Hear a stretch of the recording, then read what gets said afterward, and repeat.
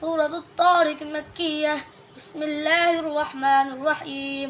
والسماء والطارق وما أدراك ما الطارق النجم الثاقب إن كل نفس لما عليها حافظ فلينظر الإنسان مما خلق من ماء دافق يخرج من بين الصلب والترائب إنه على رجعه لقادر يوم تبلى السرائر فما له من قوة ولا ناصر والسماء ذات الرجع والأرض ذات الصدع إنه لقول فصل وما هو بالهزل إنهم يكيدون كيدا وأكيد كيدا ومهل الكافرين أمهلهم رويدا.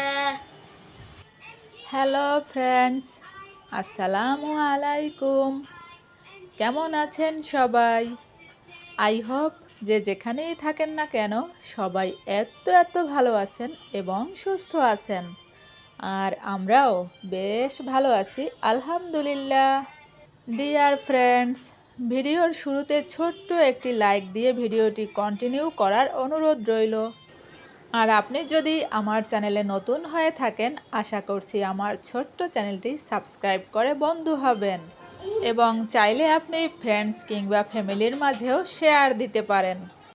Dear friends, আজ আমি আপনাদের সঙ্গে একটি অজানা ইসলামিক হিস্টোরি বলতে চাচ্ছি। শুনবেন প্লিজ? তাহলে শুনুন। আপনি জানেন কি, মহান আল্লাহ তাআলা আসমান থেকে এক নারীকে সালাম পাঠিয়েছিলেন। সুবহান আল্লাহ! কে সেই ভাগ্যবান নারী, কে সেই ভাগ্যবতী নারী যাকে কিনা মহান আল্লাহ তাআলা আসমান থেকে সালাম পাঠিয়েছেন?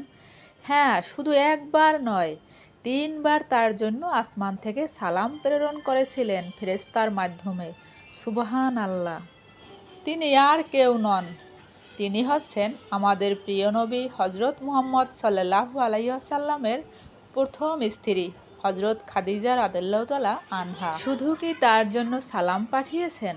শুধু সালাম পাঠাননি, তার সঙ্গেও তিনি জান্নাতে প্রেরণ করিবেন, জান্নাতের ভাগ্যবতী নারী হিসেবে জান্নাতে বাস করিবেন, সে সুখবরটিও তাকে দুনিয়াতে পাঠিয়েছিলেন। সুবহান আল্লাহ! মহান আল্লাহ তাআলা হযরত জিবরাইল আলাইহিস সালাম মারফত নবীজির কাছে এই সুসংবাদ পাঠিয়েছিলেন। আর এর সর্বোত্তম কারণ হচ্ছে হযরত খাদিজা রাদিয়াল্লাহু তাআলা আনহা ছিলেন খুব স্বামী ভক্তি একজন নারী। তিনি তার স্বামীকে অত্যন্ত ভক্তি শ্রদ্ধা করতেন। হযরত মুহাম্মদ সাল্লাল্লাহু আলাইহি ওয়াসাল্লাম যখন মানুষের মধ্যে কালিমার দাওয়াত প্রচার করতেন, তখন চারদিক থেকে শত্রুরা তাকে অনেক অত্যাচার, নির্যাতন, নিপীড়ন করার চেষ্টা করত কিংবা করত।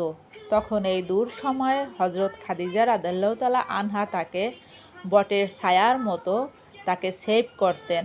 সুবহান আল্লাহ! এবং এই নারীই ছিল মক্কার সকল মানুষের ভিতরে সবচেয়ে ধনী নারী, সব থেকে ধনী।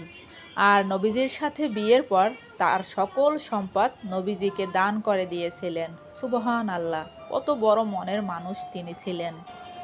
আর নবীজির ছিল 11 জন স্ত্রী। হযরত খাদিজা রাদিয়াল্লাহু তাআলা ছিলেন প্রথম এবং তার মৃত্যুর পরেই আরও 10 জন একে একে বিয়ে করেছিলেন তিনি আল্লাহর হুকুমে।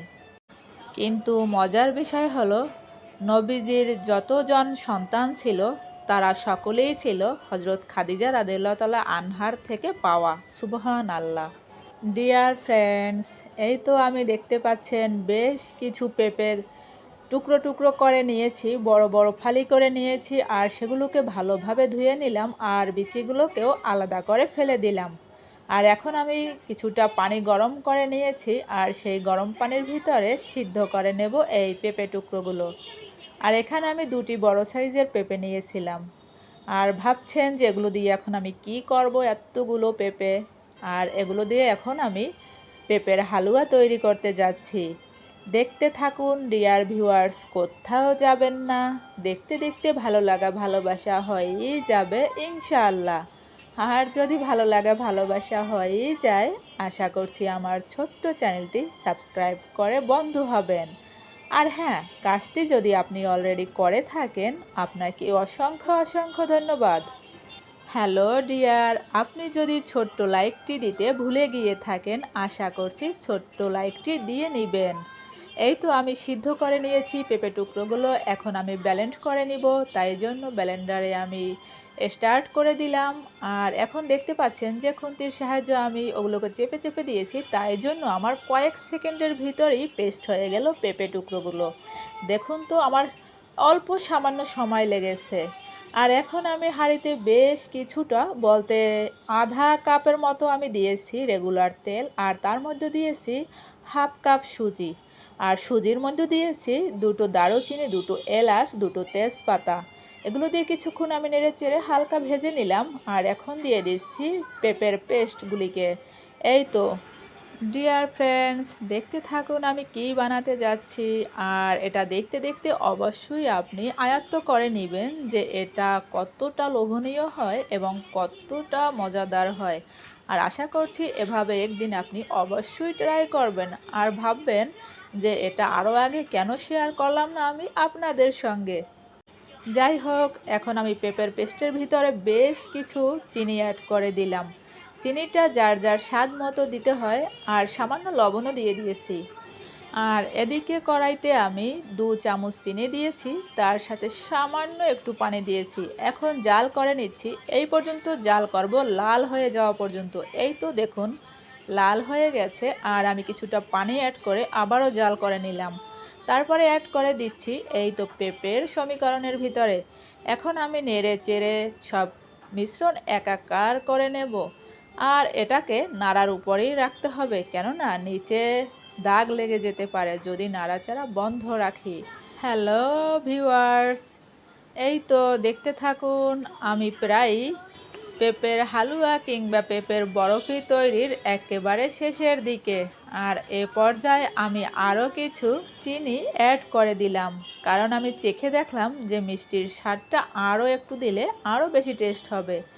আর হালুয়া কিংবা মিষ্টান্ন পিঠা কিংবা ক্ষীর পায়েস, মানে মিষ্টান্ন সকল পিঠা মিঠা খাবার দাবার যদি মিষ্টির পরিমাণ সঠিকভাবে, বলতে বেশি না হয়, তাহলে আমার কাছে ভালো লাগে না।